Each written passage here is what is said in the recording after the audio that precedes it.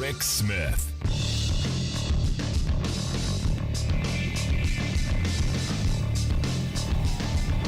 And welcome, brothers, sisters, working class heroes.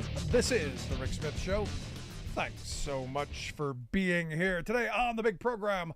Lots to get to, lots to talk about. It's another day of people who hate America showing their true colors and voicing it loudly. The Iranian legislature cheering death to America. That made the rounds on social media.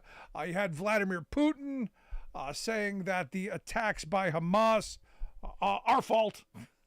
Somehow he said that it's a clear example of the failure of U.S. policy in the Middle East for not taking the core interests of the Palestinian people into account. And of course, the Republican Party blaming Biden. It's all Biden's fault. It's all Biden. Everything's Biden's fault. Never mind the fact that 4 years under Trump and Jared, because Jared was going to, he was the Middle East master. He had it all, did it all. And of course, you got Tim Scott, which weird. Tim Scott has been kind of I think he believes this is what's going to get him some attention as he runs for president. He believes that it's all Biden's fault. Everything's Biden's fault.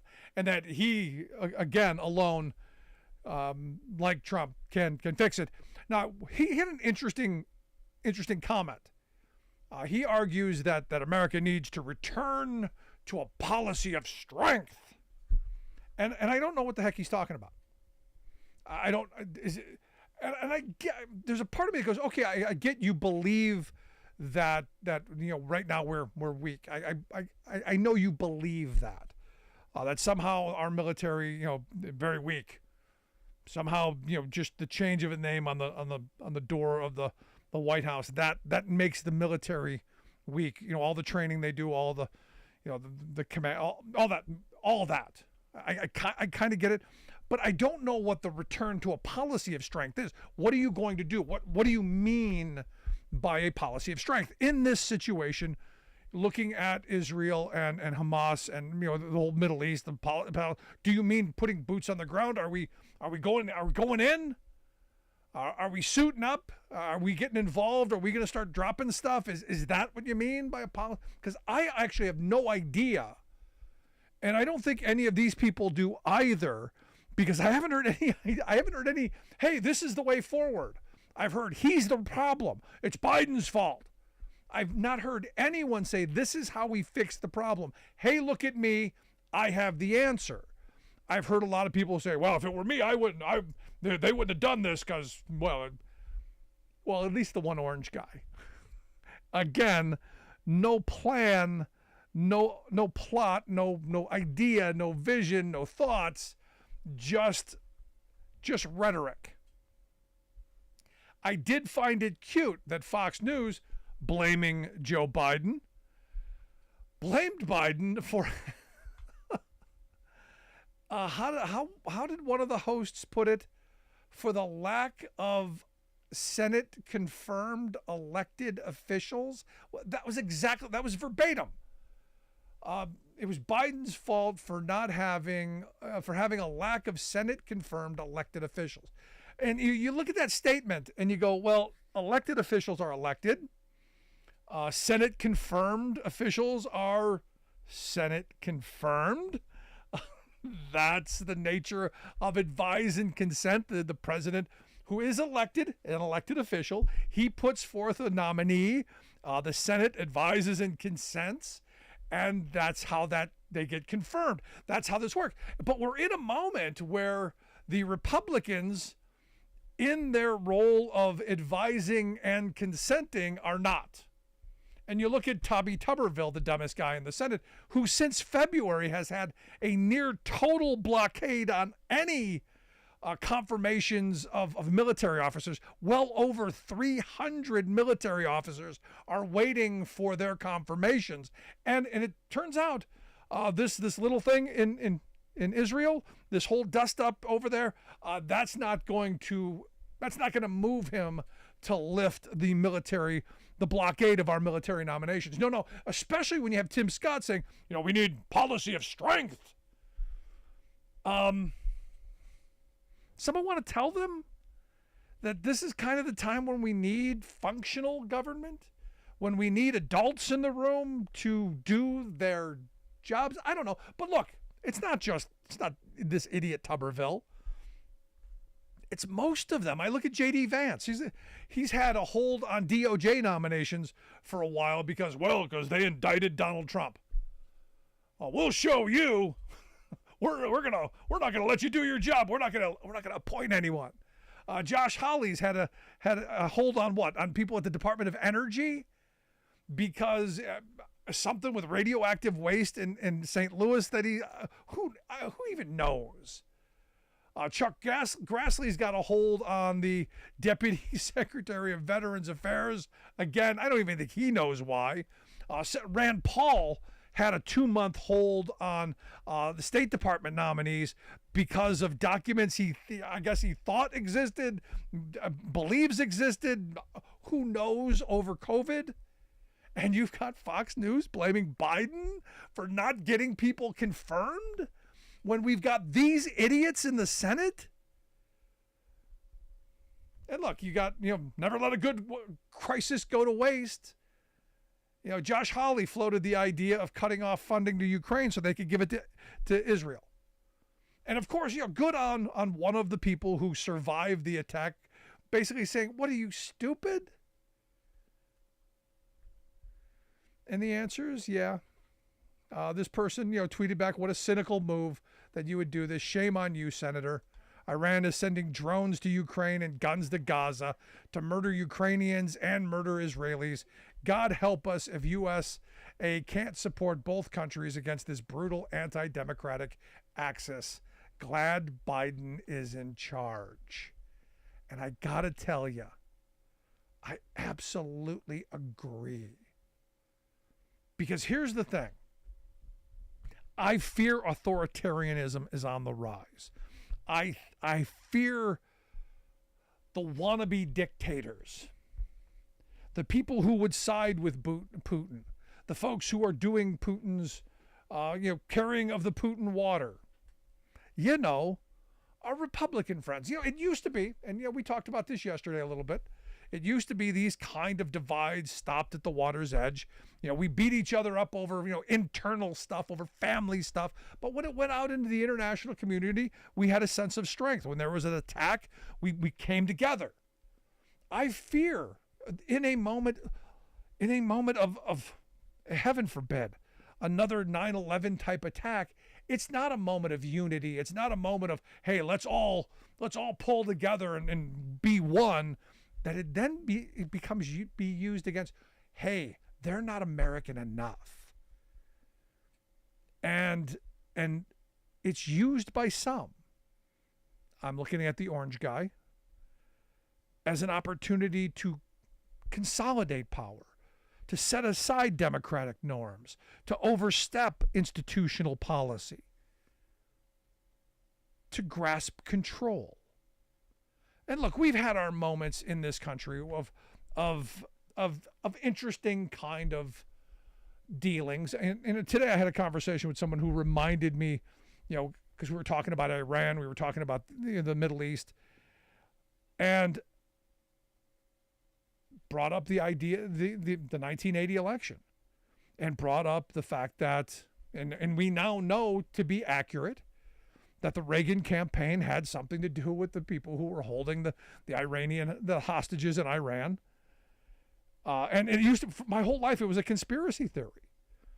George H.W. Bush, who was head of the CIA, hold on to them a little bit longer, let them go as we put our hand in the Bible. It's a good image. It's a Hollywood movie. It's well scripted. And it was such a great myth. The Gipper puts his hand on the book and the world shivers. It was such a good narrative. The sad reality is I fear that kind of narrative making isn't for good. And as we move forward, it becomes something that is used to destroy democracy across the globe. And as I said yesterday, I don't have the answers and what's going on in Israel and with Hamas and the Palestinians. I know a lot of poor people are going to die. I know there's going to be misery. I know we're going to see horrible atrocities all over the place. And nobody has a solution. Nobody seems to be coming forth with, hey, this is what we do. It's now all about feeding your confirmation bias. And that's what's frustrating to me. In our news media, it's all about the clicks. It's all about the attention. It's all about the, hey, look over here. All the while, poor and working class people around the globe are getting poorer and more desperate and more divided. For me, that's where this is. Instead of going, hey, there's a way forward, we're siding up into teams. Want to hear your thoughts.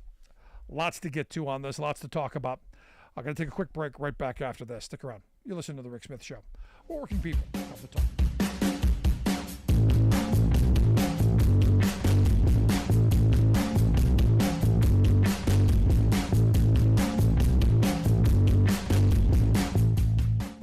We are AFGE, the American Federation of Government Employees. We represent 700,000 federal and D.C. government workers who are the vital threads of the fabric of American life. We support our nation's military. We take care of our nation's veterans. We protect our nation's borders. We respond to our nation's crises and natural disasters. We provide services to our nation's seniors. The American Federation of Government Employees. We work for America. The phone lines are open. Give Rick a call at 1-866-416-RICK. That's 1-866-416-7425. Welcome back to The Rick Smith Show. Now, here is Rick Smith. So, still don't have a speaker. And again, this is another one of those moments where, the globe is in chaos. People are looking to the U.S. for leadership. And, well, welcome to chaos. Hakeem Jeffries has been renominated as the Democratic leader, the candidate for speaker by the Democrats. Republicans still, who knows? We will see. Let's go to the phones. Got Steve in Chicago on one. Steve, how are you today? Yes, I'm fine, all things considered. And I think that you made a really great point with regard to media, because you can't have this discussion without talking about that. And the reality is that though people may want to sort of idealize what media is supposed to be, it's not a bunch of people who are journalists working for a news outlet that's bringing you what's going on in the world. No, that perhaps was at one time what some of them did. Today it's about bringing you to advertisers. And unfortunately, given the nature of these large media organizations and conglomerates, it's just the case that it's about the bottom line. So it's not always that they have some agenda in terms of getting someone like a Trump elected or someone else. It's just that the kind of soundbite-ish quality that defines modern media. We live in this Twitter-esque society, I guess. What is it, X now? Yeah. I always thought that, who in God's name would want to have a Twitter account? I never had one. Why? Because you can't get a coherent thought out in that many characters. So why would I want one? Yet, a lot of people buy into it, and I understand people have careers, and they need to be on social media, so they need to be on there. But honestly, what does it do for you in terms of, enlightening you about what's going on in the world? And that caters to the conservative mind. So in this alternative universe of their media, you can actually articulate a position that says that it's Joe Biden's fault that Republicans refuse to confirm his nominees. I mean, that's just an alternative universe. Yeah. And they believe it, and because they know that a lot of their voters don't do anything about this with regard to being intellectually curious, looking it up, doing a little bit of research. No.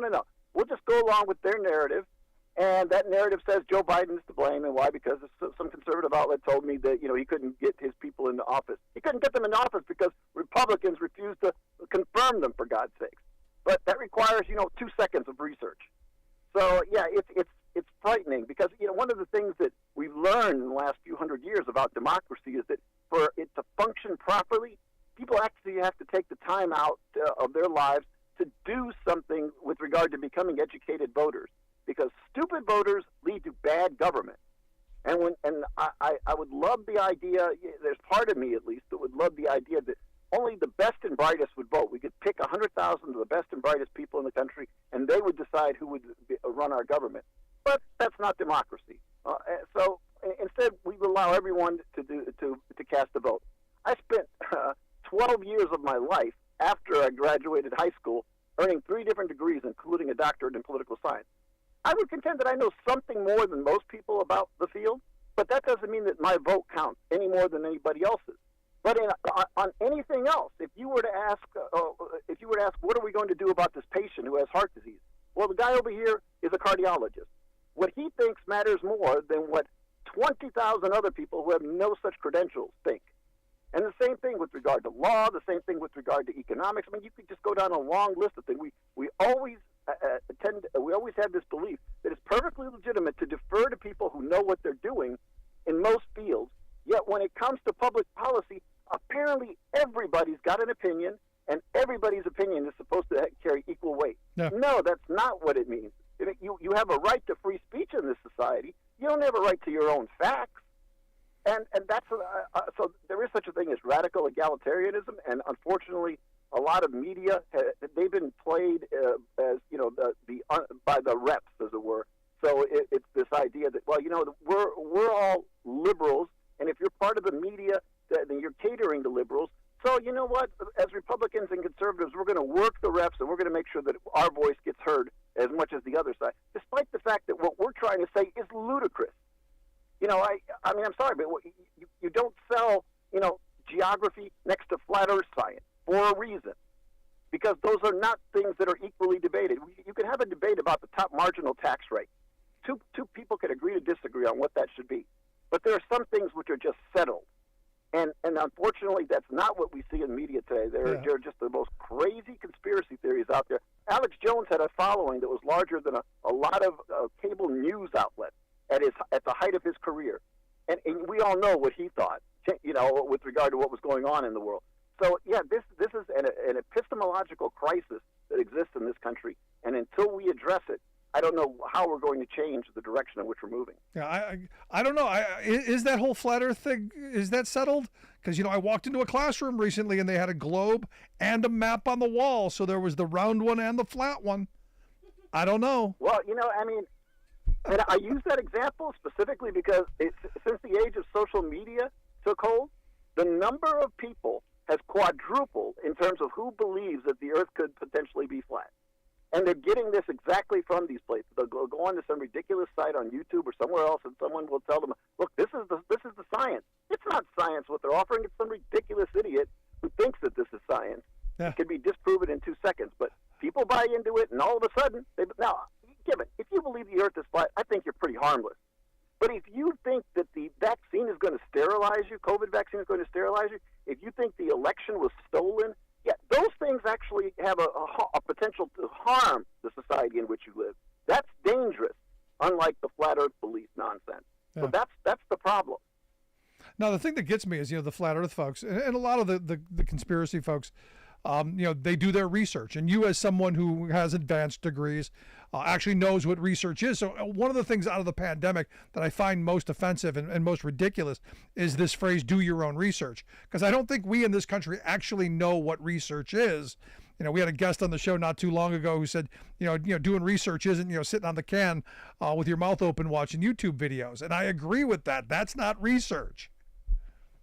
Exactly. We teach kids in high school that when you're going to write your first research paper, so if you hope to go on to college, this tends to be part of the curriculum. You can't use something like a secondary source. In other words, the New York Times, as great a newspaper and a journalistic outlet as it is not considered proper sourcing. It is a secondary source. So yet we have people in this country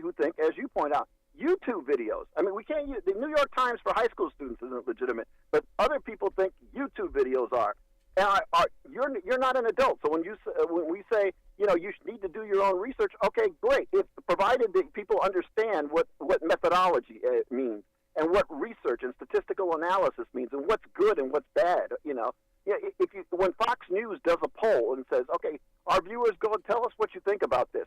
Okay, that there's a problem there. It's a self-selection problem. The people watching Fox News are not representative of this country. So when they say 80% of our viewers reject what Joe Biden has offered up in this public policy initiative, well, yeah, because it's Fox News viewers. It's not American. Yep. And somebody will say, well, this is what the Fox News poll said. Yeah, again, because you don't understand research methodology. Yeah, but they do, and this is the part that gets me. They do understand it. They don't care.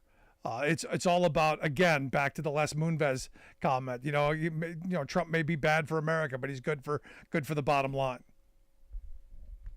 Yeah, absolutely. And I'm hoping that moving forward that some of the media in this country actually sit down and have a discussion and say, what we did in 2016 in service of the bottom line was not in service of this society and our democracy. Yeah, don't hold your breath. Just because Donald Trump says it, and just because he says it, and just because people are willing to watch it, and it'll boost our ratings, does not mean we have to air it. So let's have that discussion in those newsrooms, but I'm wondering who's got the guts to do that. None of them. It's all about the bottom line. It's all about the money, Steve, and I think you know that as well as anyone. True. Take care. Appreciate it. Thanks so much. No, I have these conversations often, as doing what I do, and this is not a news program. I'll be the first to tell you that. I am not breaking news. I am not, not telling. I'm looking at news and I'm telling you what my thoughts are. This is about me as much as it is anything else. I want our news people to be unbiased as much as they can. I want them to present reality, but I also want them to say this is BS. There's nothing to corroborate the lies and insanity that come out of some of our elected officials' mouths. There is a moment where, and as I've been saying for some time now, Republicans are lying a little differently right now.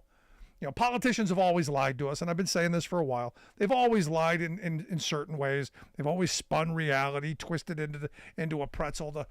But there's always been that kernel. There's always been that grain of salt that's going, yeah, this is the fact.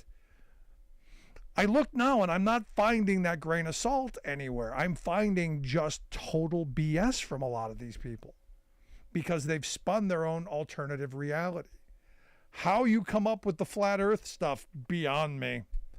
How you come up with a lot of the Q stuff, well beyond me. I've had conversations with the red hats who believe that in every classroom there's a cat box, that at lunchtime they've got transition services, right in the schools. I mean, the things that my red hat friends believe are incredulous. It's I don't know how you get there. Well, I do. You're submersed in Fox, in OAM and Newsmax, and worse. You're the flat earthers, only worse. Hopefully we do better. I want to hear your thoughts. Email me, rick@thericksmithshow.com. Got a lot to get to. When we come back, Scott Paul is going to be here to share some thoughts on our trade numbers, our job numbers, and much more. Back after this. I'm Rick Smith, and this is Labor History in 2. On this day in labor history, the year was 1912. That was the day mill workers began to walk off the job at the Phoenix and Gilbert knitting mills in Little Falls, New York. The strike was sandwiched between the Bread and Roses strike in Lawrence, Massachusetts, and the 1913 Patterson textile strike. American, Hungarian, Polish, and Italian workers, over 70% of them women, struck against wage reductions. Their hours had just been cut from 60 hours a week to 54, and their wages adjusted accordingly. A recent Factory Inspection Commission investigation revealed deplorable working and living conditions, among the worst in the state. As a result, state legislators passed protective legislation restricting women's work hours. Many social reformers pushed for laws like these in the hopes of improving women's quality of life by minimizing their exploitation on the job. But the reduction in hours spelled disaster for these mill women, who then faced a loss of income that ranged between 75 cents and $2 a week. Socialists in nearby Schenectady, including the socialist mayor George Lunn, arrived in town and were promptly arrested for giving open-air speeches in support of the strikers. IWW organizers soon followed to help organize picketing, daily strike parades, and strike committees for each of the factories. They quickly established IWW Local 801, the National Industrial Union of Textile Workers. By the end of the month, mounted police closed in on the women strikers and began clubbing them, many into unconsciousness. The police raided strike headquarters and arrested IWW strike committee leaders. But the women strikers stood strong and were celebrating victory by the end of the year. They won full reinstatement and 60 hours pay for 54 hours work. Labor History in 2 brought to you by the Illinois Labor History Society and The Rick Smith Show.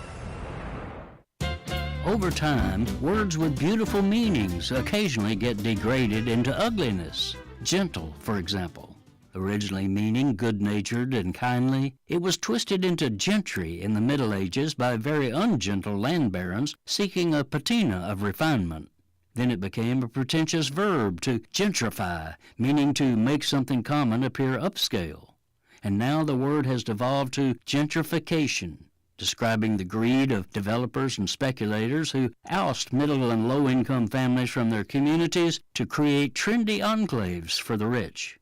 The latest move by these profiteers is their meanest yet, targeting families with the most tenuous hold on affordable shelter, people living in mobile home parks. Some 20 million Americans, especially vulnerable senior citizens, veterans, the disabled, and immigrant workers, make their homes in these inexpensive parks. Well, inexpensive until the vultures sweep in, including multi-billion-dollar Wall Street powerhouses like Blackstone Group, Apollo Global Management, and Carlyle Group that are buying up hundreds of trailer parks across the country. These are easy for unprincipled speculators to grab. While tenants might own their mobile homes, they rent the lots, and the first sign that a huckster has taken over a neighborhood park is an unwarranted spike in everyone's rent. Residents are captive tenants, for these homes are not really mobile, and even if one can be moved, the cost can top $10,000. New Yorker magazine notes that today's typical mobile home park has been called a Waffle House where customers are chained to their booths. Corporate predators are steadily driving out lower-income families, then remaking the parks to attract upscale owners of million-dollar mobile homes. This is Jim Hightower saying, and where do former tenants go? Away, out of sight, out of mind.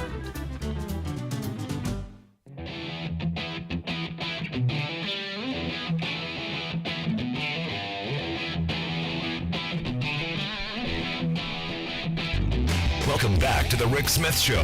Now, here is Rick Smith. So I tell this all the time whenever I talk about manufacturing. I've been through Trenton, New Jersey. You know, when I was on the road, I used to go through Trenton all the time. We had a terminal there. And we always went over that bridge that had on the side of it, Trenton makes, the world takes, lit up in real bright lights. Sense of pride for the community. Sense of pride for the country. Because we used to be the manufacturer of the globe. We used to make stuff, lots of stuff. Not just stuff for ourselves, but stuff for everybody else. Stuff we shipped around the world. Again, sense of pride. When I was a kid, blue jeans in the Soviet Union was the thing. Everybody, American blue jeans were just... Now, good luck finding a pair of American-made blue jeans. But I saw this story about building big ocean vessels. Evidently, we produced just 10 of these big ocean vessels last year, where China, 1,000. Understand, we used to be, again, number one. We used to be the commercial shipbuilder of the world. Not anymore. I guess we've fallen to, 19th? And here to share some thoughts on it. Well, how did this happen? And how do we return to, probably never going to get back to number one, but how do we, well, at least build what we need? Domestic production for domestic consumption. That's why I've asked our good friend Scott Paul to come talk with us. Scott is the president of the Alliance for American Manufacturing, AmericanManufacturing.org, their website. Scott, thanks for taking time for us. Hey, Rick. Good to be with you. So what do you make of this? Just 10 of these big kind of ship thingies. So what are we talking about? Oceanic vessels. What does that mean? Yeah, I mean, these are the container ships. I mean, these are the big boys that get cargo around the world, and we depend on it for getting exports out of the United States, and also we obviously import a lot of goods, as we've discussed. Some of those, we really do need. And the challenge is, unfortunately, that with respect to this shipping, we don't control our own destiny because we just don't make these things anymore, and that has spillover effects into the military sector as well. It's just a loss of innovation, a loss of know-how, a loss of repair capacity. And Rick, you teed it up perfectly. I mean, the disparity with China is just enormous. I mean, the fact that we're a country that our main military strength for really all of our history has been measured in terms of the tonnage of our Navy, right? And we built it up, and we had the biggest Navy in the world. We had an enormous merchant marine. We had two oceans between us and the nearest adversary. But it was that merchant marine and that Navy that really helped to project our soft power and our hard power. And the truth is that we have been in relative decline for decades, both on the merchant marine, the civilian side, which coincides with subsidies for shipbuilding ending in the Reagan administration, by the way. And on the military side, too, where we have just, we've downsized the number of shipyards that we have working in the United States. And, China's scaled up its Navy big time. And so we have kind of these dual challenges that we have to face, because I get very uncomfortable if we don't have some control over our own destiny here. And we're losing that right now. No, I mean, I look at this and, when I saw this, my first thought was obviously, as you pointed out, right to military, right to national security. Thought back to stories my grandfather told me of, turning the old IX Center in Cleveland into a tank plant. I forget what it was beforehand, turning the auto industry into, they made planes and tanks and all kinds of weaponry for World War II. We don't have that manufacturing capacity anymore. And to go from being able to be the world's producer of these large vessels, these ships, to now being 19th with the capacity of building just 10 of them. I look at the chaos in the world. I look at the chaos here at home, and I'm concerned about the future. Yeah, and rightfully so. And this isn't just about national security. This is also about jobs and skills and capabilities as well. And the fact that we have a limited capacity to repair vessels, in fact, we can only do about 36% of the demand out there for the repair, or that we've downsized the shipyards, means that the number of people who possess the skills to do this is frighteningly small. And it's not the workers' fault. So let's be clear about that. It's just because we have really downsized the sector. And so scaling it up, and you just mentioned this, and God forbid we need to do that, but we may. You look at the world and you're absolutely right. We have to be prepared to do that. And the fact is, we would be woefully unprepared right now if we needed to scale up construction either of our merchant marine, if for some reason China said, well, we're just not going to use our ships to carry your goods anymore, right? Or our Navy. And so, it's a 10 ships a year compared to 1,000. I mean, that kind of output, anybody can do the math and know, even if we have the technical superiority, the volume is going to catch up with us, and we definitely have a long way to go. And that's just this one thing. How many other things that we used to manufacture for ourselves, produce for ourselves, that we were the global leader in, that we've given away? And I no longer say we've lost manufacturing jobs. We've lost manufacturing capacity. We didn't lose it. We know exactly where it is. We gave it away. That's right. And how much of it is, because I argue with friends about this all the time. How much of it is, it was the end of history after the fall of the Soviet Union. We thought, hey, now the globe is a safe place. We can all trade with each other, and people who trade with each other don't fight.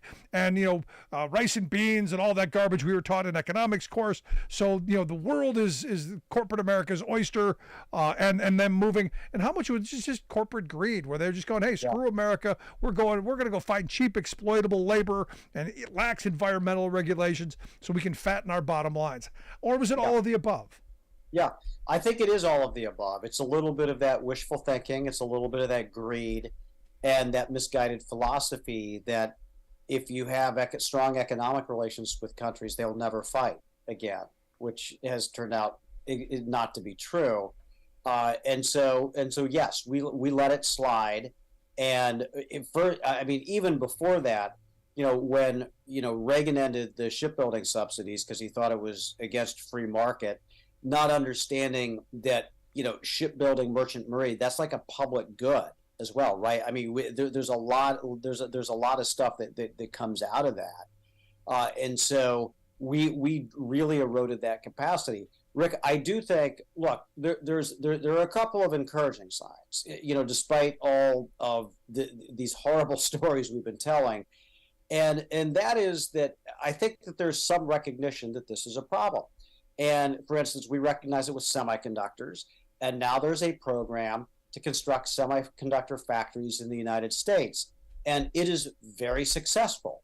It's doing exactly what it's intended to do. It's scaling up a massive amount of semiconductor manufacturing in the United States.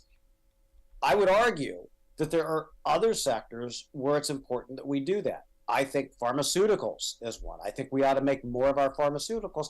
I think shipbuilding is one, because we have both the civilian and the military need for a modern fleet, and simply being able to churn out 10 ships a year compared to 1,000, that is a real problem. But I think that we know that if we invest some resources in it, that we can make this happen. But we have to have the political will and to do that. And we also have to, you're right, Rick, challenge those corporations who are just interested in making bigger margins, bigger returns for their shareholders, not taking into account the impact that that's having on our economic and national security in the United States, nor facing any consequences for that. The consequences being the important part. I've had a lot of conversations recently about people with corporate America going, "Oh, we need to ask them to do nice things," and basically, asking them to be benevolent. And I don't believe in benevolent corporate leaders. I don't believe in benevolence. I believe in the carrots and sticks. I believe in getting people to do what they need to do, and if they don't, holding them accountable. Which is why I look at what we've allowed corporate America to get away with. They were bad policy decisions. And as you pointed out, thank you, Ronald Reagan, for helping destroy the shipbuilding industry by gutting the subsidies. And again, it's that ideology that I believe they knew even then as they were pushing. They knew what they were doing. They were destroying the industries here so that they would go elsewhere, so that they could pocket more money, destroy unions, destroy a prosperous working class, and get us back to desperation where we are now. But that's a whole nother argument. But bad policy got us here. Good policy can get us out. Yes, and that is absolutely correct. I do think that with the right industrial policy, we can reinvigorate industries like shipbuilding that, again, everybody takes it for granted. No one thinks about this until there's a problem. But when there's a problem, it becomes a massive problem. Yeah. And if it's a matter of we're not able to replace the Navy ships out there, and we're getting into a hot situation, that is not when you want to test this theory, right? Or if China says, you know what, we're going to keep the merchant marine for ourselves, and y'all are going to have to figure out another way to get goods around the world. And again, this may not be a likely possibility, but it is something that you cannot discount. And so under either of those scenarios, we are not prepared. And again, when we saw this with semiconductors, we said, okay, let's do this. And it was bipartisan. There were Democrats and Republicans who said, look, let's put this together. And now we have a policy, and now we have new semiconductor factories all over the country, in Arizona and Indiana and Ohio and Texas and New York and a bunch of other places too. So let's reinvigorate the shipyards. We have 4 of them. Let's get 4 more open. Let's get a new generation of shipyard workers who, by the way, are unionized, which is awesome in most parts of the country, and let's put them to work, and let's build some more ships so that we have more control all over our own merchant marine destiny and our U.S. Navy destiny as well. Yeah. And I think we'll be better off for it. Yeah, and it's not just about the ships themselves. It's about everything that goes into them as well. I mean, think of all the steel and all the the aluminum and the rubber and everything that goes into this, all the machined parts and all of the potential industry that could spur around that we've lost. It's not just the capacity of putting it together. It's everything, all of the inputs. It's all of this stuff that could revive an industrial base. And the reason I bring up the military, and you rightfully so said, it doesn't always have to be military. I believe the only reason we do things in this country is military. I think that's the only reason we have urgency. You go back 100 years, the only reason we got school milk programs is because kids were, healthy enough to carry weapons into war. So we got milk programs into schools. If we can't get milk into the classroom, without talking about weapons, ships are found on the list. So for me, if it gets us our industries back and it gets us moving in the right direction, I think that's what we got to talk about. Yeah, I totally agree. And so my hope is that there'll be more attention that's paid to this issue, and that we aren't afraid to explore the solutions like we did with semiconductors to both push back against unfair trade practices, because it's allowed China to dominate this global industry, but also the fact that we've had this paucity of domestic investment. That's hurt us too. But again, we know the formula. We know what will work here. We have to execute it. Now, one of the things you and I have talked about for years is just how bad our trade deficit is. Not just with the world, but especially with China. And yet there has been a pretty sizable decline in our trade deficit with China. And look, I want to trade with China. I want to have good relations with China. Nobody wants an enemy there. But you can't keep being in the dumping ground for the Chinese Communist government to be able to dump cheap garbage here. Yeah. But I guess it's a year over year down a third. Is that right? Yeah. I mean, it's an interesting development, and there's a couple of things that we can draw from this. First is that there is a very real kind of de-risking that's happened. Okay, and so there is less being pulled directly out of China, and coming from other countries like Vietnam, Mexico, instead. So you see that. Okay, that's number one. I think number two, and I think this is something we have to keep our eye on, is that I think the Chinese government and Chinese companies connected to the government are aware of the sensitivity of this trade deficit or of this, and so they're also playing some games and routing products through other countries. And we've seen this. And so, we also have to look along with those, the change in the trade flows as, follow the Chinese investment too. And if it's just a, Chinese investment in Mexico, and we're seeing that product coming from Mexico, but it's from the Chinese company, that's still of concern, I think, in a number of ways. But the trend is real. That number is coming down. I'd like to see our overall trade deficit come down that much. We're not there yet. We're not at 33%. But we have both the tariffs that were put into place in the last administration, some of the domestic investments we've seen, and then some of the companies realizing that their own investments in China aren't necessarily secure, along with the Chinese government knowing that, we gotta start playing the whack-a-mole kind of shell game a little bit, I think has contributed to this dynamic. And I don't think it's reversible. I think it's going to continue to head down a little bit, but that doesn't mean that unfair trade practices, subsidies, Chinese investment isn't a problem anymore. It's just shifted, I think, to maybe other areas of the world. Yeah, I got to tell you, I'm thrilled with what Joe Biden's doing. I'm thrilled with the fact that we've got something of an industrial policy. We're reshoring manufacturing. We're having conversations about domestic production for domestic consumption. I think we're heading in a good direction, something we need to continue. But I'm sure it's something that we'll talk about down the road as things continue. I appreciate the time, Scott. As always, good stuff. Appreciate it. Likewise, Rick, thanks so much for having me on. Appreciate it. Anytime. Our good friend Scott Paul. Make sure you check out their website, AmericanManufacturing.org. Scott Paul is the president of the Alliance for American Manufacturing. Gonna take a quick break. Right back with your thoughts. Stick around. Listen to the Rick Smith Show. We're working people. Come to talk.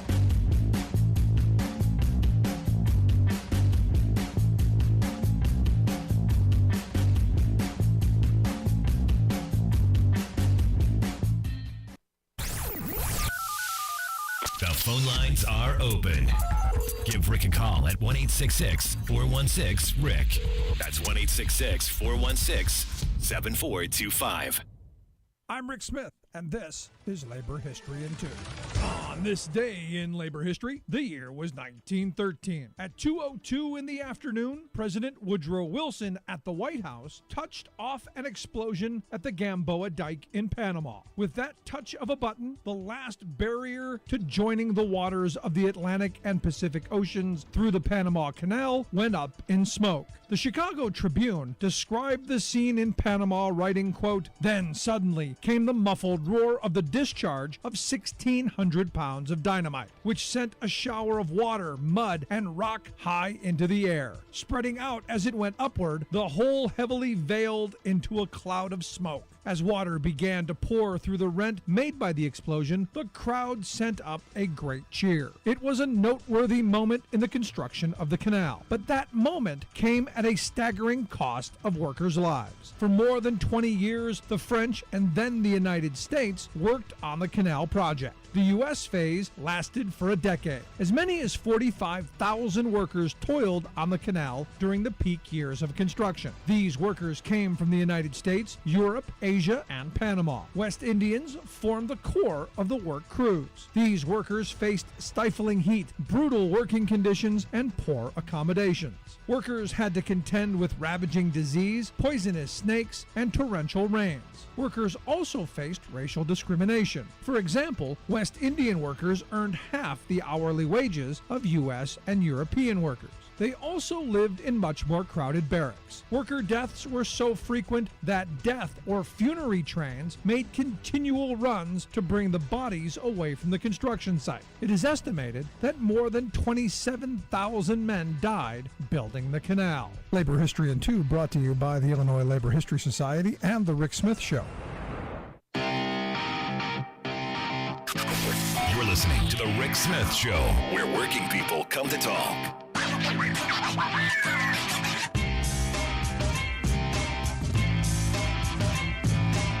So I had the weirdest thing happen.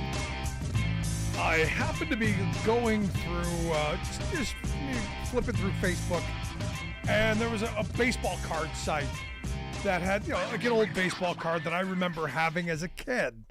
And, whenever I see them, I go, hey, whatever happened to that person? And it happened to be Steve Garvey, who was the first baseman for the Dodgers back in the 70s and early 80s. And I go, gee, I wonder what happened to Steve Garvey. He was an all-star. He was a great player. So I said, I'll Google. I'll find out what happened to Steve Garvey. Evidently, this is so completely just out of the blue. I looked this up. Turns out today he announced that he's going to run for Senate in California as a Republican. It's just the weirdest kind of, normally I looked him up and you go, oh, he did this or did that, or usually it's, sadly, it's a lot of tragedy. But here, although this could be tragedy too, you could end up with a crazy right winger, who knows? But yeah, there you go. Steve Garvey's running for Senate in California. He's going to give the folks of left-leaning California, so the story goes, an opportunity to vote for their hero. Let's go to the phones. I got Alice on line 1. Alice, how are you? Totally insane. So what's on your mind? So, well, you're complaining about right-wingers. I'm trying to be nice here. Okay. They're just the most ignorant bunch, and they don't do research. And I've got a perfect example for you. Hit me. I think I've told you before about, I've been involved in genealogy for years, at least 20. And my cousin Jan, who lives in Seattle, Washington, has extensively researched, and I mean gone to the archives in D.C. and the whole 9 yards, our family tree on the Adams-Wilson side. Now, I am of triracial heritage. I have Native American, African American, and, of course, Caucasian. So the Adam Wilsons is our mixed race side. So she sends me an email today, and she said, hey, did you go on Find a Grave and make an entry for a Jasper Denton Adams? And she proceeded to go on, and I guess whoever had made this had put down Denton's wife's name and connected it. So I went and hunted up, and I said, who the heck did this? Because Jasper Adams would have been my 2 times great-grandfather. Jasper was his brother, and they both died at Andersonville prison camp in Georgia. Grandfather Denton had been captured at the Battle of the Wilderness, and Jasper had been captured before then. And they both had joined in Ohio and joined the infantry. So I sent this guy an email, and I said, look, you're thoroughly confused. And I proceeded to tell him where he screwed up in the whole 9 yards. And I said, you've got my cousin Jan upset too. Well, cousin Jan, being the researcher that she is, she went and found out that the guy who did this is some right-wing guy who is living in Mexico but is originally from Arkansas, who has put together and just totally screwed up all kind of stuff on the family tree. So I was like, do these people not research? I mean, how hard is it? No, look, they're just selling stuff. It's a product. Yeah, it is, but I thought, they can't research anything. My God, not even genealogy. Well, they've got. That's why it's good to have you there to keep the tree well trimmed. No, that's cousin Jan. She's worse than I am. But have a good evening, Rick. Thank you, Alice. Appreciate it. I'm terrible at that. I had a relative contact me the other day and asked me, if I knew anything about this other side of our family. They had done one side of our family, my grandfather's side of the family. They actually went back to, because I was just checking it here a second ago, because she sent me all the paper back to 1695. Evidently, on my grandfather's side, on his mother's side, she was a Pamunkey Indian, and goes back to the days of almost John Smith. And all of that, it's really quite fascinating when you stop and think about it. But I don't do that kind of research. That's a lot of work. But appreciate the thoughts, Alice. Want to hear your thoughts? Email me, rick@thericksmithshow.com. Quick break. Right back.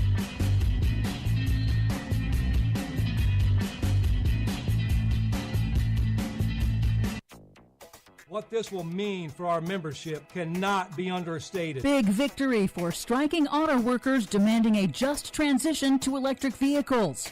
Glacial outburst flood in India kills dozens, damages significant infrastructure, plus extreme weather has taken its toll on the olive crop. Yep, and climate change is now coming for your olive oil. Well, blow me down. All of those stories and more straight ahead. From BradBlog.com, I'm Brad Friedman. And I'm Desi Doyen. Stand by for 6 minutes of independent green news, politics, analysis, and snarky comment. And by the way, we had hot summers 150 years years ago when we didn't have the combustion engine. They don't want to talk honesty about science. Well, they do want to talk honesty about science, Steve Scalise. They just think comments like that disqualify you from becoming the next Speaker of the House. This is your Green News Report. Okay, Dizzy Doyen, gas prices were finally coming down in a big way out here in California, and now they may be spiking thanks to the trouble in the Middle East. Yes, indeed. Even though Israel does not produce any oil, global crude oil prices are spiking in the wake of the unprecedented weekend attack on Israel by Hamas over fears among oil traders that the conflict could escalate into a regional clash that draws in oil-producing nations in the Middle East. Crude oil prices were already trending higher after Saudi Arabia and Russia recently announced they would extend production cuts indefinitely. Higher oil prices are a major driver of inflation. In India, Himalayan glaciers are melting faster due to man-made global warming and forming new meltwater lakes that can collapse without warning. Last week in the state of Sikkim, torrential rains triggered a massive glacial lake outburst flood that killed more than 50, dozens still missing, thousands stranded. The outburst flood took out a hydroelectric dam, a sewage treatment plant, and more than a dozen bridges. Experts say these unpredictable flood events are increasing in frequency and severity due to climate change, with more than 200 glacial lakes on the dangerous list in the region. A new UNICEF report warns that millions of children are being displaced every year due to worsening extreme weather disasters and warns the numbers will rise in coming decades. The researchers found that between 2016 and 2021, storms, floods, fires, and other extreme events led to more than 43 million displacements involving children. Flooding was the biggest trigger of displacement by far. UNICEF's reports project that displacement of children will triple over the next 30 years as climate impacts force increased migration out of the hardest hit areas. Well, until American children are displaced, none of this actually matters, right? In Europe, after the hottest summer and hottest September in recorded history, October is also off to a record hot start, with temperatures 10 to 20 degrees above normal, impacting a significant number of staple crops like olive oil. Extreme heat, storms, wildfire, and drought have damaged a significant chunk of the world's olive oil harvest yet again this year. In Italy and Greece, massive floods inundated prime olive-producing regions, and in Spain, which produces half of the world's olive oil supply, drought reduced this year's harvest by 50%, driving prices to record highs. Olive oil is currently more valuable than crude oil, and any shortage increases the risk of fraud and counterfeits. And yet, Steve Scalise just doesn't want to talk honesty about science. Here in the U.S., the striking United Auto Workers Union has announced that Big Three automaker General Motors has agreed to a key demand. Workers at GM's battery factories will be covered under the automaker's national pact with the union as the country transitions to electric vehicles. UAW leader Shawn Fain called the breakthrough a victory for workers and a just transition to the post-fossil fuel economy. We've been told for months that this is impossible. We've been told the EV future must be a race to the bottom, and now we've called their bluff. What this will mean for our membership cannot be understated. And, one of the people who said that this could not be done was Donald Trump when he claimed he was going to Michigan to save the unions because they weren't smart enough to ask for a better deal for electric cars. Surprise! The American Prospect reports that the UAW can take that selling point to the non-union workers at Tesla and EV factories across the South. Plus, a new report from Carnegie Mellon University finds that, contrary to conventional wisdom, building electric vehicle powertrain and battery systems actually requires more labor hours in total, not less, than conventional internal combustion engines and transmissions. Go figure. Yep. For much more on all of these stories and the ones we couldn't get to today, check out our website at greennews.bradblog.com. Find, follow, and share us planet-wide on the Facebooks, Mastodons, and sites still known as Twitter at Green News Report. Are you tired of think tank approved corporate news and commentary? Are you tired of CEOs telling you what to think, who to hate, and who to vote for? Well, welcome to the Rick Smith Show. We don't take orders from some boardroom, and we don't do focus groups or talking points. We don't work for them, and we never will. I'm Rick Smith, and I work for you. Join us daily at thericksmithshow.com and download the podcast and never miss a minute.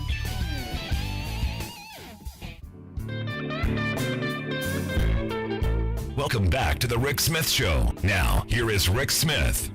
So still no speaker, and again, I'm still pulling for Donald Trump. I'll be honest. I'm still hoping that they pull the Trump out of the bag and make Trump, even if it's just for 90 days. And I hope Marjorie Three Names gets her wish, that it's a MAGA rally every day, because I think the American people need to see this on display. I think it'd be good for the country. I think it would be cathartic. I think it would make us. I hope it would scare the hell out of people and make us go, hey, this is not good. This is bad. But we're going to get stuck with the second tier, either Jim Jordan or Steve Scalise, or maybe someone who hasn't appeared just yet here to help us work through who may be speaker, if we ever get one, if there is someone who actually wants it. So I've asked our good friend, former Illinois Congressman Joe Walsh, to come share some thoughts with us. He is also the host of the White Flag with Joe Walsh podcast, one of the great podcasts out there. Joe, thanks for taking time for us. Rick, I love being on your radio show. As you should, because the reality is... By the way, even though you piss me off sometimes, but go ahead. Well, better off than on. So here's the thing. And then, look, you have very few places where people who disagree have a civil, reasonable, actual conversation. Are we going to get a speaker? Is this going to happen? Will eventually there be someone dumb enough to go, yeah, I want it? Yeah, because there has to be. I don't think we'll get one right away. I don't think we'll get one in the next couple days. Look, Rick, my former political party, really last week, my former political party screamed to the American people that they are incapable of governing. Please put the Democrats in control of the House. I think that's what they did. Yep. And I think last week gave the Democrats control of the House. I don't think it matters who the next speaker is. No. And I think this week they're just hammering those nails in the coffin, because look, you've got what's going on over in Israel. The president said, hey, we need to send money over there. There's no money to be sent because Congress has got to has got to be the one that the House is where this spending has to emanate from, and without a functional House, I don't know how we're getting it over there. That's right. Nothing can happen when it comes to money out of Congress without the House. And the House can't do anything, Rick, until or unless they have a speaker. I don't think Republicans want to show an ugly public fight this week. I've been told by some of my former colleagues that they have to bang this out in private. And when they take it to the floor, they'll take it knowing that somebody has the votes, because they don't want to go through, Rick, what they went through in this past January with McCarthy. Yeah. And whoever eventually gets it has to get rid of that rule that one person can oust them. I disagree. And you know what? And I think a lot, I know you know this, I bet a lot of your listeners don't. That rule has been in place since our founding for most of our history. Nancy Pelosi, who I like, changed it, but it's the people's house. And I think any member of Congress should have a right to make that motion, and then the House should vote. That's not the problem. To me, the problem is, I got to watch my language. To me, the problem is a jackass like Matt Gaetz, who puts his own interest ahead of the interest of the House. Yeah, so good. You watched your language and you swore in. I watched my language. I watched it very carefully. Right as it shot out your mouth. But okay, I can understand that. But at the end of the day, if you're a speaker, you got to have some. If you're going to put yourself through all this, you got to have some assertion that that you're going to be able to finish the tenure, and at the end of it, you're going to be able to. Then you can throw the bum out. You're not going to have to be looking over your shoulder after every single decision you make throughout the term, though. No. Well, but that's what's interesting, Rick. Remember that rule's been with us for most of our country's history. The one member can move. And I think a lot of people don't realize that even though the majority picks the speaker is the speaker of the whole house. Right. So a Democrat could have moved on a vote to vacate Kevin McCarthy. But that aside, I think the Republicans privately are going to struggle. I don't think right now Jim Jordan or Steve Scalise, who I served with, I don't think either of them are close to getting the votes now. And if they can't over the next day or two, I think you'll see maybe a consensus candidate. Yeah. So who's that going to be? Because look, I don't think either one of them are going to be. And look, I've had conversations recently with some folks who no, it's going to be Scalise, or it's going to be Jordan. It's going to be one of them. And I'm going, I don't know. I think they're too extreme. I think they got too much baggage. I mean, Scalise, this whole idea, and I don't even know what this means. The statement that's been attributed to him is he's David Duke without the baggage. I don't know what that means. Does it mean he's racist? I don't know, but he doesn't, have the hood. I'm not sure. But that's attributed to him. And then all the Jim Jordan stuff, with the stuff at Ohio State. I don't know why you'd even put yourself in the run with this, knowing that stuff's hanging over you. Remember, Rick, and you said something interesting. You said both Jordan and Scalise are too extreme. Huh? In this party? They are the party. Like, we forget that this is a MAGA party. And as far as the Republican Party, ever since Donald Trump, no personal baggage or scandals matter. Not for these Republican voters. I think they're too closely aligned that they're both going to get a bunch of votes, but not close. And so, again, I don't think Republicans want to carry this beyond this week because they look horrible. So I can then see them grabbing somebody else because, Rick, I don't think Matt Gaetz and the other 7 care who the next speaker is. They just wanted McCarthy's scalp. Yeah, they just most certainly wanted that head on the wall. So any thoughts on who that consensus candidate could be? I've had people go, no, it's going to be Hakeem Jeffries. I'm going, it's never going to be Hakeem Jeffries. Yeah. That is never going to happen. Stop with the fantasy. I think that if Scalise and Jordan don't come close and can't get there, I could see the House rallying around Patrick McHenry, who's the interim speaker right now. I think he's third in leadership. Or keep your eyes on an old guy who's been there forever, Tom Cole out of Oklahoma. He's just a good old boy, a good, simple, moderate. Whoever's going to be speaker, Rick, is going to be a caretaker. It doesn't matter who the speaker is because the next year is going to be continued chaos, dysfunction, and incompetence, no matter who the speaker is. Yeah, but we've got, I don't know if you've checked your calendar, but we got about 30 days. About 30 days until the next debt crisis, puts the world on notice that we may default on some stuff. We may shut down the government. Who knows what we're going to do next? But we got about 30 days before Thanksgiving, and who knows if they kick it before Christmas or who knows. Should have some functional leadership, don't you think? Yes, but Rick, the party is dysfunctional. Donald Trump is the leader of the party. He's going to be the nominee. You almost could make an argument that it's no longer a political party. When it comes to the shutdown in 30 days, both Jordan and Scalise said today to their Republican colleagues, they're going to push another continuing resolution no matter what.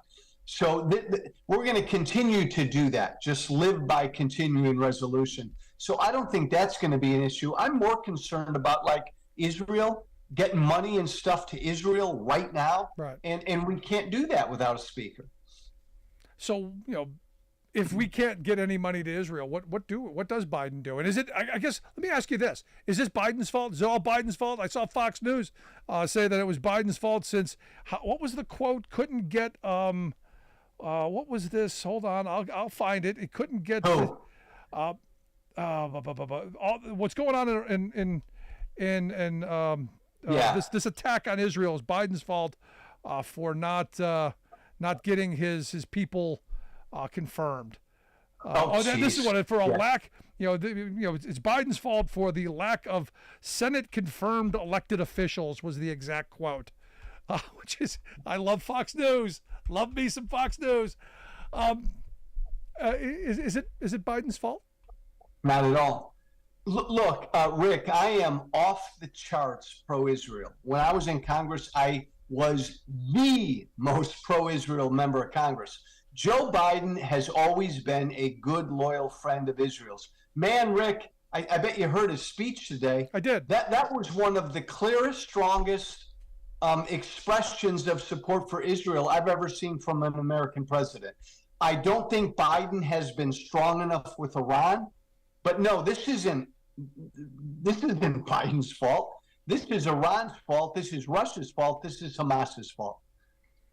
So, in moving forward, because, I saw Tim Scott's statement that, this is all Joe Biden's fault because, evidently we're weak. No, Rick, it was even worse. Hold on. I'm getting to it. He says that we need to return to strength.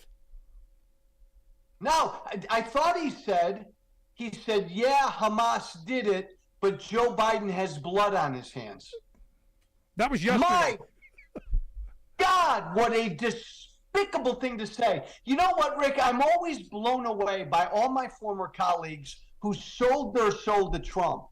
I always thought, I never thought Tim Scott would. I went to Congress with him. I thought he was a decent guy. He sold his soul to Trump. That is one of the ugliest things I've ever heard a member of Congress say. Joe Biden has blood on his hands? That's just despicable. But where I was getting to is it sounds like a lot of our friends in the Republican Party are echoing, you're echoing what we hear from the legislature in Iran, from Vladimir Putin. It sounds like, I started today off by going, the people who hate America are attacking us again, and our Republican friends are doing it. Isn't that funny? You're young. I'm an old fart, but you're young. But I know you've read about back in the day when the left was the blame America folk, right? I think Gene Kirkpatrick in the Reagan administration went after the left for always blaming America. You're right, Rick. Right now, it's my former party. It's the right that blames America for Russia invading Ukraine. And they're doing the same thing here. They blame America at every chance they can. This Tucker Carlson, J.D. Vance out of Ohio, some of the crap, I caught my language, I watched it, some of the crap J.D. Vance has been saying, blaming us for everything. What an ugly aspect of the right. Yeah. No, and this is the thing that gets me, and they're throwing all this stuff out without any attempt to have a solution or a way forward. It's all attack. And look, how do we solve this problem? This has been going on my entire lifetime. Since Israel's founding, Rick, Israel has been surrounded by neighbors who do not believe Israel has a right to exist. Period. Right. Could you imagine, Rick Smith, living in a neighborhood? I don't know what your neighborhood's like. You probably have a big fancy house and you live in a neighborhood with a bunch of other big fancy houses. Imagine every one of your neighbors didn't believe you had a right to live. And in fact, they wrote up constitutions in their houses pledging to destroy you. That's what Israel's lived with for 75 years. You're never going to have peace with that. The only way you get peace in the Middle East is if you eradicate, get rid of the people who want to get rid of Israel. That means, Rick, Israel has to go into Gaza and wipe Hamas off the face of the earth. Period. And by the way, that's the best thing for the Palestinian people. Yeah, you're not buying any of what I just said. I can tell by the look on your face. No, I understand it. I'm trying to see. Here's where I'm at, and I'll be quite frank. And I said this yesterday. I don't know enough about the situation to say what you've said.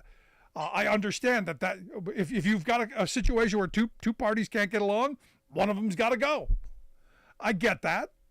How much of Hamas is the Palestinian people?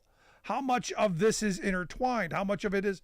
I don't know. I mean, you're the person who's the expert on this. Tell me, what don't we know? Well, remember, Hamas is a terrorist organization, and they happen to be the ruling government of Gaza. They're also extremely popular with Palestinians in the West Bank.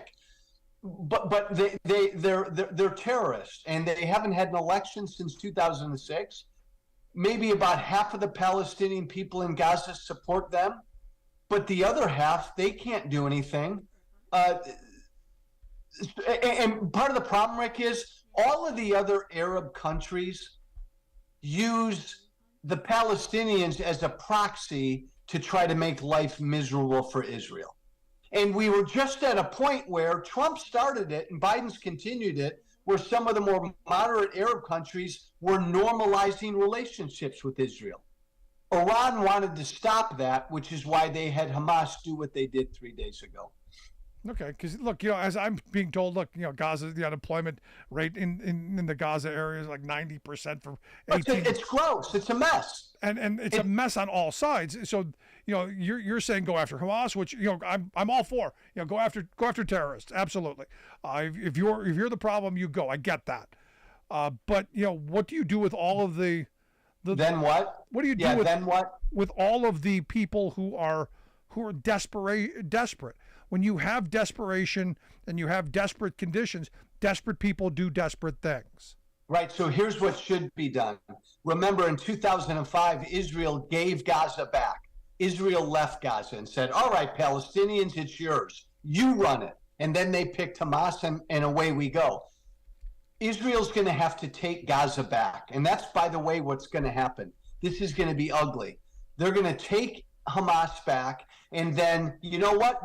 They should turn to Egypt and Jordan and say, you take all these Palestinian people. And Israel, Rick, should then say, we're going to make Gaza part of Israel because, by the way, Rick, the Muslims and the Arabs who live in Israel right now are freer, happier, and more prosperous than Muslims and Arabs who live in any of their neighboring countries, because they're freer in Israel. Israel's not perfect, but it's a democracy. So the Palestinians would be better off if Gaza was part of Israel. Man, look at you and I going down this road. Yeah, no, I'm listening to what you're saying. I'm absorbing it. But that's a minority view. My view is a minority view. Yeah, no, I'm absorbing it. I'm not on board. But I'm absorbing, and I'm going to think about this because we'll continue this. No, because look. At some point, there's got to be a way forward in this, because it seems like this keeps happening, every so often, where an attack happens and then Israel responds overwhelmingly, which is going to happen. You're going to see massive death and destruction, and it's always the poor and the working class who suffer in all of this stuff. It's always the most desperate, the most at the margin people who struggle in this, and the people who are at the top who make the decisions, they walk away from it. It's like, that's where my frustration is. I get it, and I hear it. Yeah.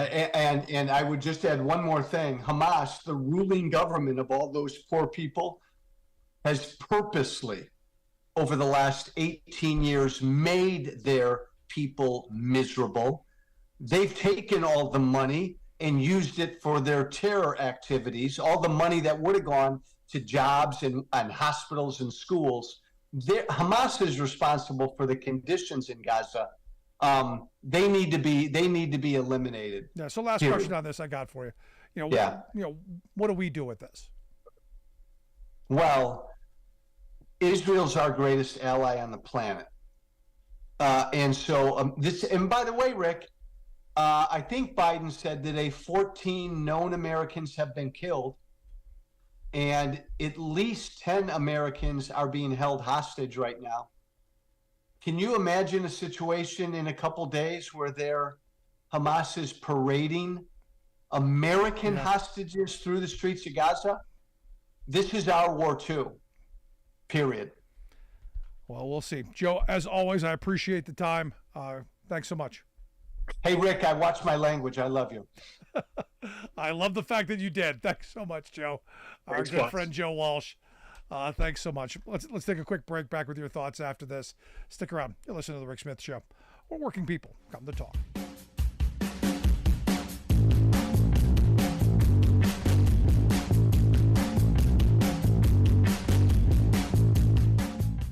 We are AFGE, the American Federation of Government Employees. We represent 700,000 federal and D.C. government workers who are the vital threads of the fabric of American life. We support our nation's military. We take care of our nation's veterans. We protect our nation's borders. We respond to our nation's crises and natural disasters. We provide services to our nation's seniors. The American Federation of Government Employees. We work for America.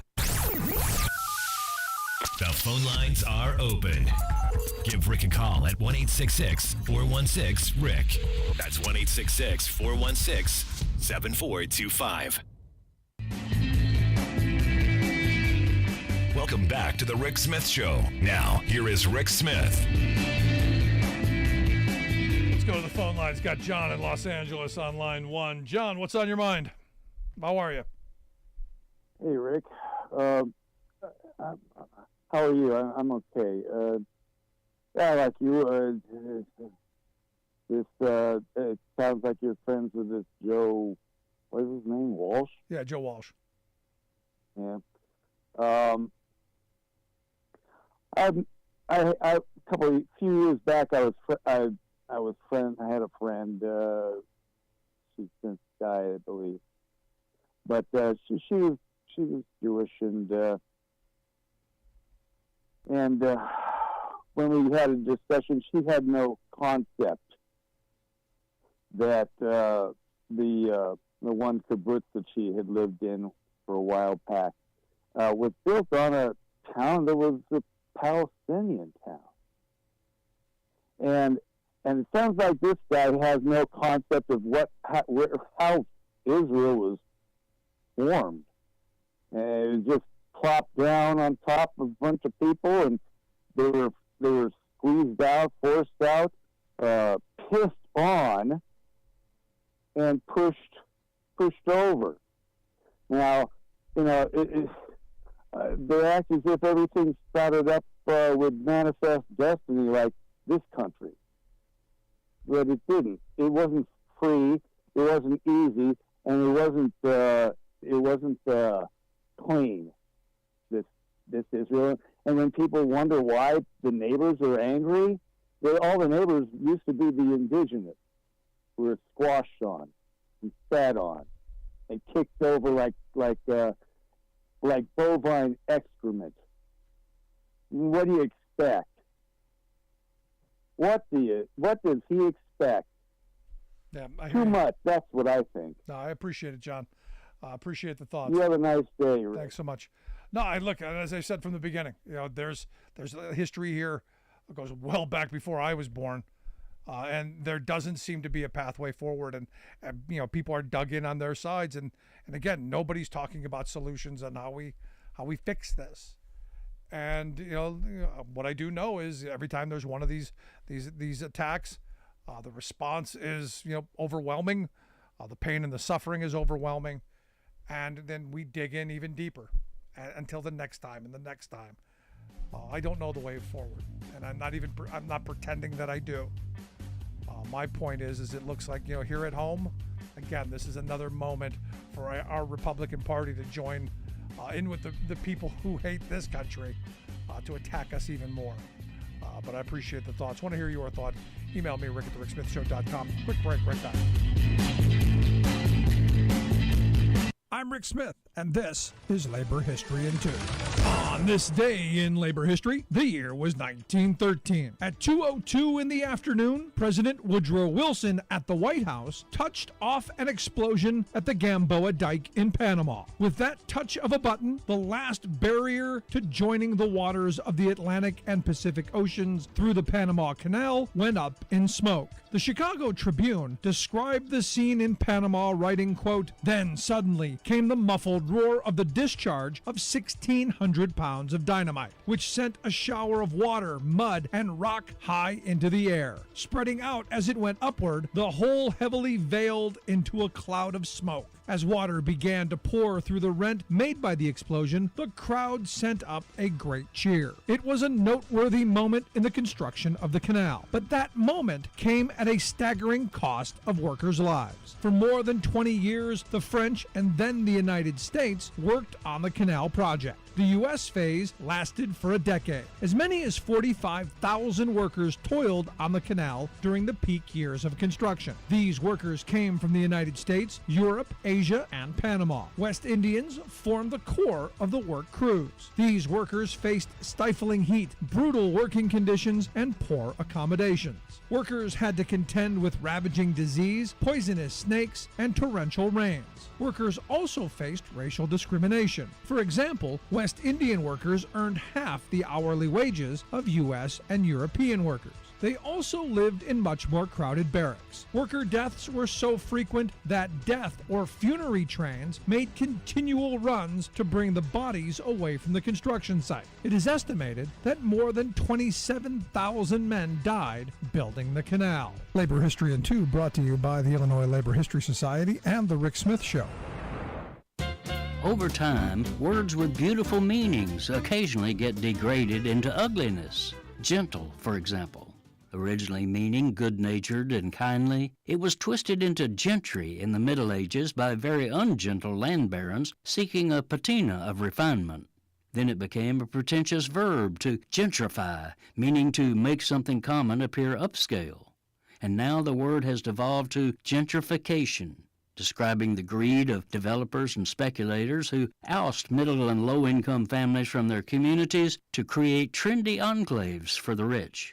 The latest move by these profiteers is their meanest yet, targeting families with the most tenuous hold on affordable shelter, people living in mobile home parks. Some 20 million Americans, especially vulnerable senior citizens, veterans, the disabled, and immigrant workers, make their homes in these inexpensive parks. Well, inexpensive until the vultures sweep in, including multi-billion-dollar Wall Street powerhouses like Blackstone Group, Apollo Global Management, and Carlyle Group that are buying up hundreds of trailer parks across the country.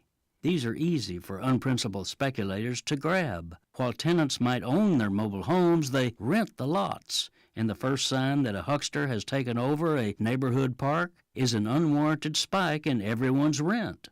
Residents are captive tenants, for these homes are not really mobile, and even if one can be moved, the cost can top $10,000.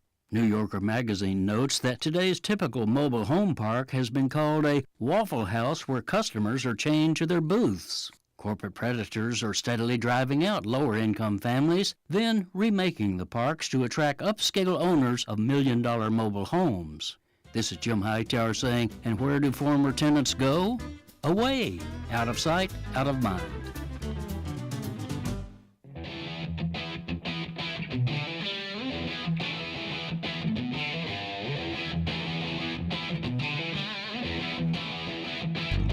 Welcome back to the Rick Smith Show. Now, here is Rick Smith. So yesterday I talked about the Reuters report that pointed out, hey, the rich are getting richer, and everyone else, well, not so much. And look, shouldn't be shocked, shouldn't be surprised. And this is one of the things that I'm really concerned about the 2024 election. Because, I had lunch today with a friend who was saying, hey, things are hard. The prices of everything have gone up. My wages haven't gone up enough. And the reality is corporate America, they're doing very well. Thank you very much. Shareholders are doing well. CEOs are doing well. Why do you think we're seeing all these strikes? Why do you think workers are finally saying, I've had enough already? But here to share some thoughts on where we are. And again, inequality growing again. That's why I've asked our good friend Mateus Vernengo to come talk with us. Mateus is a professor at Bucknell University, one of my economic gurus. Mateus, thanks for taking time for us. Well, thank you for having me, Rick. Always a pleasure to be here. So what do you make of this latest bit of numbering that says, look, things are going up, the top 1%, they're almost at the all-time high again, during the pandemic, actually reached the all-time high. What do you make of these numbers? Not a surprise. I'm sorry to say, this is to a great extent the fact that we couldn't pass some of the legislation that Biden wanted with the larger fiscal package, the Build Back Better, that ended up not passing in full. We did reduce poverty during the pandemic, actually, because some of those programs of helping people stay at home instead of being kicked out, of receiving enough money so that they can sort of have food, that not having to pay college debt that we're again paying, that all of those things more or less reduced some of the problems. At the beginning of the pandemic, real wages went up.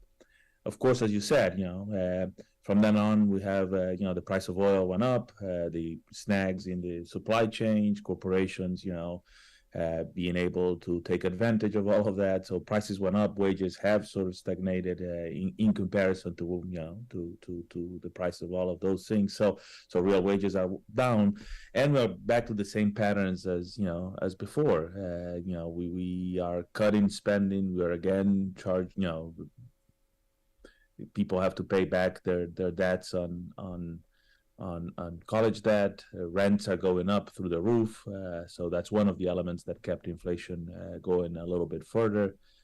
Price of oil is again going up.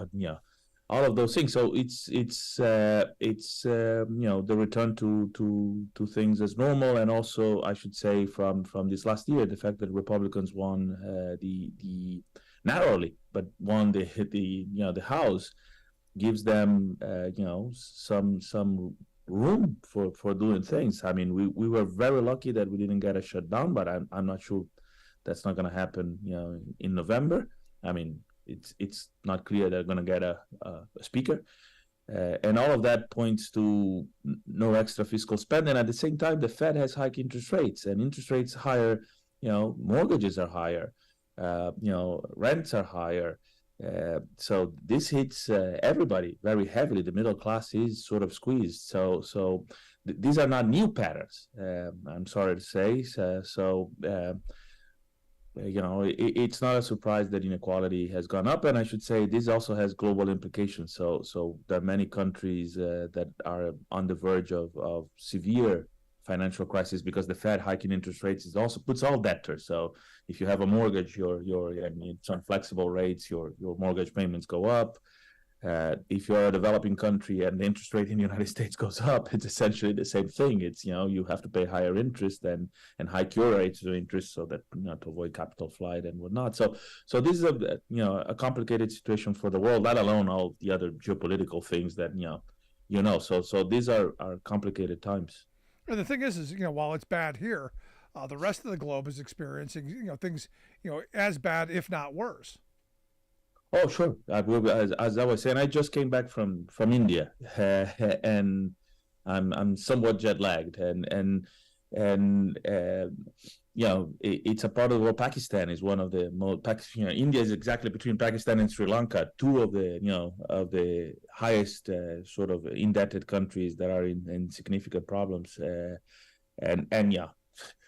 We're talking of countries that really need to grow fast and catch up, and the levels of inequality and poverty in places like India are humongous. So there is a great disadvantage, so to speak. So what the United States does has global implications too, and so these pro-business, pro-corporation policies, which I think are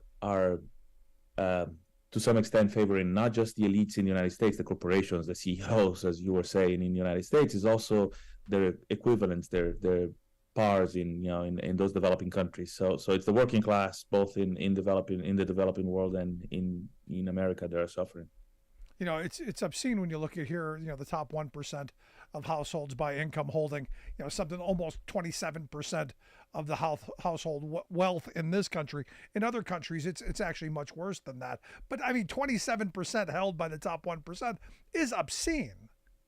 Yeah, it's, I mean, this is Gilded Age sort of levels. I joke with my students, I always ask them, tell me the name of billionaires of the, Gilded Age era. And I'm always glad that, I'm always afraid that they're not going to know any history, but they can come up with names, the Morgans and the Carnegies and the, Rockefellers. And then I ask them, tell me billionaires of now. And they always, we have tons of billionaires, the Bezos, the, Elon Musk's and and Zuckerberg's and so on and so forth. And then I asked them, tell me a billionaire, millionaire, iconic figure equivalent of the 50s and 60s. And there are none. And there are none because, we taxed them the hell out of them, 95%, marginal tax rate. I should say the most creative answer I got was one Hugh Hefner, but which, I was impressed. That kid knew about Playboy. But I says, no, dude, he was just a tiny millionaire. I mean, in comparison to all the other stuff, nothing. I mean, it's not like you haven't controlled the world. So if you were a teenage boy, perhaps, but not. He had everything every teenage boy ever wanted. Yes, but they aren't, and that tells you something. It's funny that economists call that the golden age of capitalism, that period. And I joke. I mean, one has to be careful because if you were, I always say, if you were, a woman or African American in the United States, let alone in certain other parts of the world, we still have colonies at that point. But it was more difficult, no doubt. But it's called the golden age because wages were high. There was hope for the working class and so on and so forth. But, that was sandwiched by two Gilded Ages. And we have essentially a world that it's not very different than the Gilded Age of, the Rockefellers. And they're in charge. They're in charge in Congress. So we do have data that shows that, the vote of a billionaire, counts more. I mean, they got the legislation they want. They got the Supreme Court they want. So that's the problem with wealth inequality. It's to what extent wealth inequality is compatible with the democratic society, with the ideals of the democratic society. And that's why I think, as you were saying, people are angry, people are not happy, people think that this is unsustainable.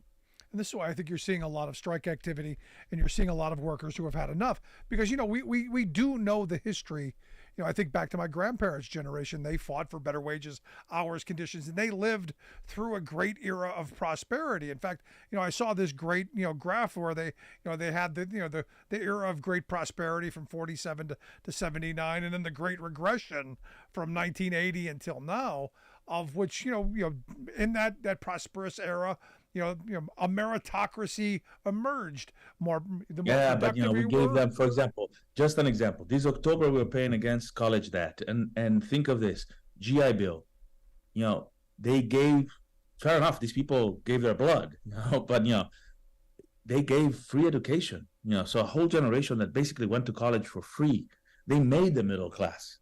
So not only you got college for free, basically buying a house was heavily subsidized. So essentially the two things that make the bulk of what makes the middle class. So if you're middle class, if you have a house, it's where most of your savings are, and you have some sort of diploma, and and you have your ability to go out and get a decent. I mean, there is still a gap between the wages of skilled, educated, college educated kids and workers unskilled without a high school diploma. Those are very sort of significant and persistent differences.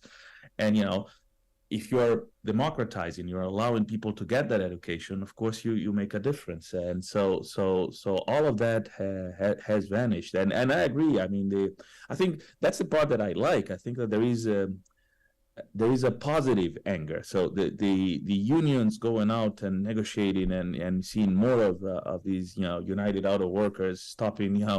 I think that that's a positive sign. I think that hopefully there is some hope that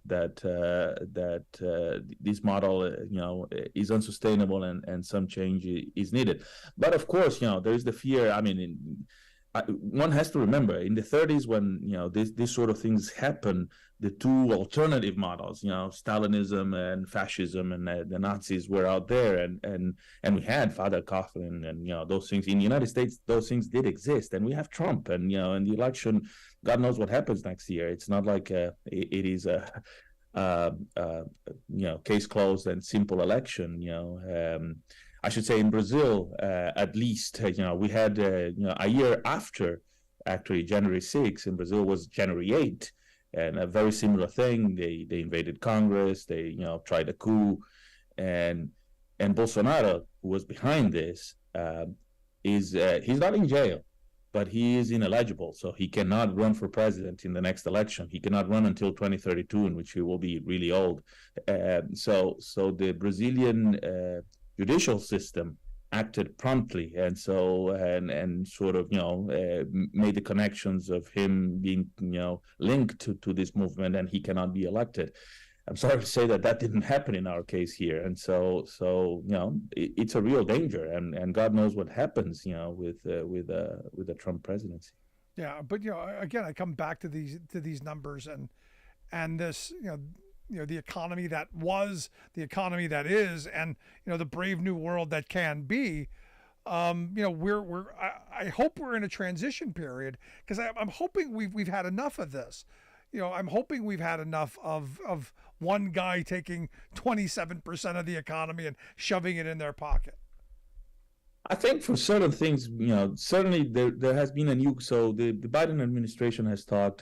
Jake Sullivan, he's foreign affairs, advisor, has it's not the right name of the position, but Jake Sullivan has talked about a new Washington consensus, and there are things that are important. So I think one is there has a consensus even with Republicans that some degree of protection with regard to China is an important thing. That some jobs. Manufacturing jobs including, have to come back to the United States. I don't think that many will, but some will. And the CHIPS Act is a testament to that. And so some of those are coming.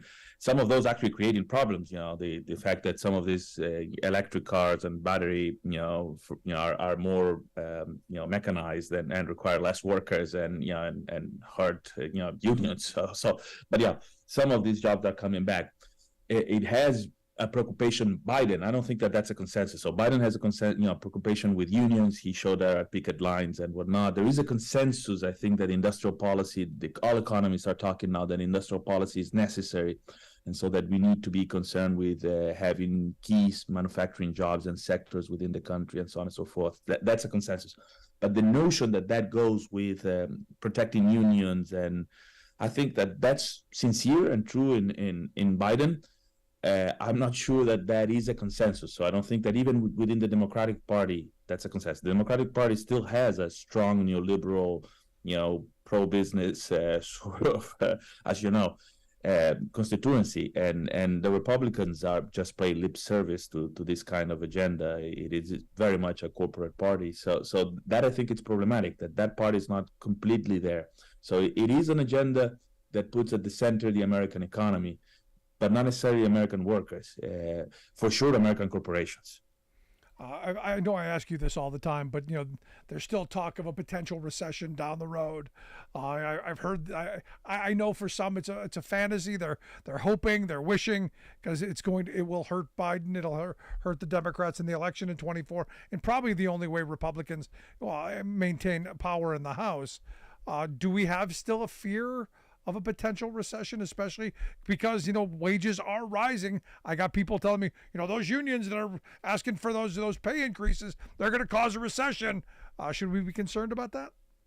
Not the unions, the wages. I mean, I wish they got the wage hikes. So the wage hikes and a little bit of inflation. Actually, a little bit of inflation, if comes out of that, good. So I don't care, provided the wages sort of stay ahead of inflation. I have no problem with that.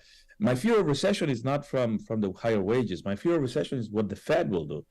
If the Fed keeps hiking rates of interest and they promise another hike, and if Republicans are playing with fire, and we know that they want to play with fire, so they want to see the whole thing. I mean, there is a group within the Republican Party that they want to see chaos, and so if they shut down the economy, and if the shutdown is prolonged enough, if the Fed hikes the rate of interest because of the fear that the last numbers in the labor market were again relatively strong, 300 and something percent, it has continued to be strong. So if they decide that they want to slow down the economy, remember Larry Summers, not a Republican, Larry Summers, Treasury Secretary of Bill Clinton, advisor to Obama, at least not inside the White House now with Biden, so outside, but an influential voice within the Democratic Party.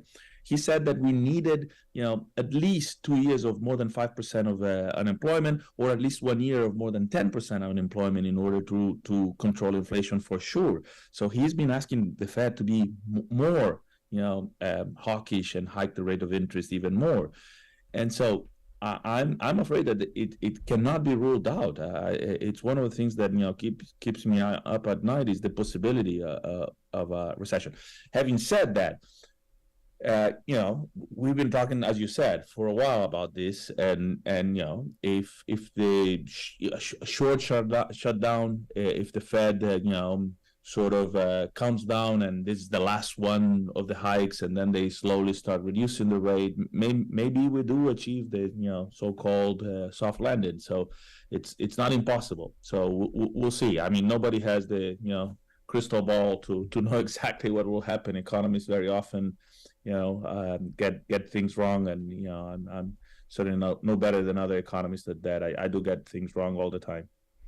Well, we shall see. But as always, Mateus, I appreciate your input and your expertise. Good stuff. Thank you. Thank you for having me. Thanks so much, our good friend Mateus Fernango. Want to hear your thoughts? Email me, rick@thericksmithshow.com. I'm going to take a quick break. Right back to wrap things up. Stick around. Listen to The Rick Smith Show.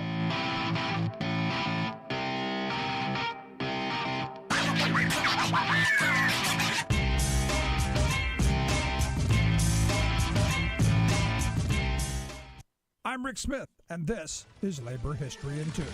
On this day in labor history, the year was 1933. That was the day that 40 armed cotton growers shot at a group of striking workers in the small town of Pixley, California. That year, a wave of labor unrest had swept through the fields of California's agricultural industry. Nearly 50,000 workers participated in strikes throughout the year. The Agricultural Workers Industrial Union led many of the strikes. The American Federation of Labor also led 2 walkouts. Workers were angry over declining wages and the harsh working conditions of agricultural life. The Depression had slashed wages. Cotton field workers in the San Joaquin Valley had seen their wages cut by as much as 75%. 3/4 of those workers were Mexican. As cotton harvest season neared, the workers organized to strike. They demanded $1 for every 100 pounds of cotton they picked, and recognition of their union. The growers offered 60 cents. At the peak of the strike, an estimated 12,000 to 18,000 workers had walked off the job.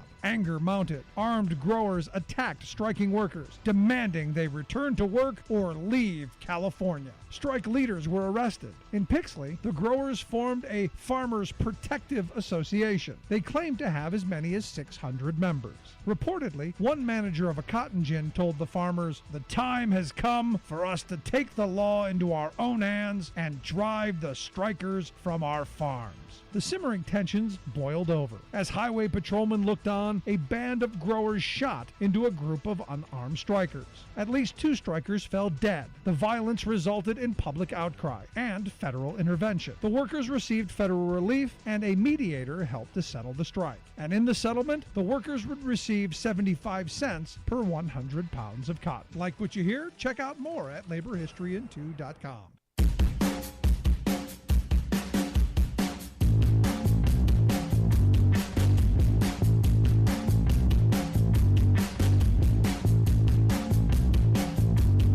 To the Rick Smith Show. Check out our website, thericksmithshow.com. So on Thursday, you've got the culinary workers who are going to hit the picket line at MGM Resorts and Caesars Entertainment Casinos in Las Vegas. Thousands of workers are going to take to the streets as part of this massive, what was it, 50,000 plus hospitality workers in Las Vegas who are fighting for better wages, hours, conditions, saying, hey, look, we earn a reasonable living. We earn these companies massive profits. I don't like to use the word deserve. because that sounds like almost like an entitlement. Oh, we deserve this. No, they earn this money. They earn every penny and then some. These casinos wildly profitable, and again across the board. I mean, you look at the fact, the distribution of income in this country. When 1% of the people in this country are pocketing almost 27% of what's created, there's a problem here. And you fix that with a tax code. It's what we did in the old days. And I love the way Mateus pointed out, tell me the Gilded Age, the robber barons. And people could do that. Tell me today's robber barons. And people can do that. Point to the 50s. Who was the billionaire of that? Oh, wait a minute. There wasn't. There were rich people. There were rich people. Trust me. But there were no gazillionaires, because we, as a matter of policy, taxed them. Massive estate tax, income tax, a top marginal tax rate of 92%, a corporate tax of 56%. And then you had this thing, well, it's people who are paying those taxes. Yeah, working people are paying those taxes, but understand, if you want me to buy your product, it's got to be competitively priced, which means you're going to take less profit. That's how that works. We're in a moment right now where it's maximum profits. We're going to line our pockets with as much as we can get. Hooray for us, and screw those working people. So it's good to see folks in the streets. Thrilled with it. Absolutely thrilled. Interesting news coming out of New York. George Santos has been charged with 23 counts of this massive indictment. A superseding indictment is what they've called it. 1 count of conspiracy to commit offenses against the United States, 2 counts of wire fraud, 2 counts of making materially false statements to the FEC, 2 counts of falsifying records submitted to obstruct the FEC, 2 counts of aggravated identity theft, and 1 count of access device fraud. Basically what he was doing is anybody who had given him money as a campaign contribution, he just kept charging him, even when it went beyond the FEC's individual contribution limits. Just kept churning and just kept basically stealing from people. He's now been charged with this 23 count indictment, and we'll see what happens. They point, on one occasion, Santos charged $12,000 to the contributor's card, ultimately transferring the money to his personal account, which is a no-no. It's a no-no. You can't do that. And I find it interesting that now is when they've decided to do this. This doesn't seem like it should have taken this long, but here we are. And finally, remember Don Blankenship? He was the guy who was the head of the coal mine back in 2010. Had a mine disaster in West Virginia that killed 29 miners. He was convicted of a misdemeanor related to that. Well, he tried to sue news organizations who said it was a felony, for defamation and all kinds of stuff. Well, the Supreme Court threw that all out. They declined to consider overturning the landmark case that gives news organizations a little bit of protection. And couldn't be a nicer guy. This is the guy who said, we don't get paid to put up safety precautions. We get paid to run coal. So your safety and the safety of working people be damned. It's about the money in his pocket. Now, he's not going to suffer from black lung, but those poor workers who were down in the mines doing his dirty work, they will. So, the heck with him. Anyway, good place to end. Want to hear your thoughts?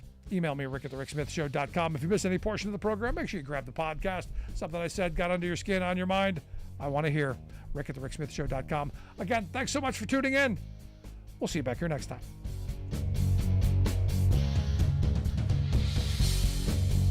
You've been listening to The Rick Smith Show. Email Rick at rick@thericksmithshow.com. Until next time, this has been The Rick Smith Show, where working people come to talk.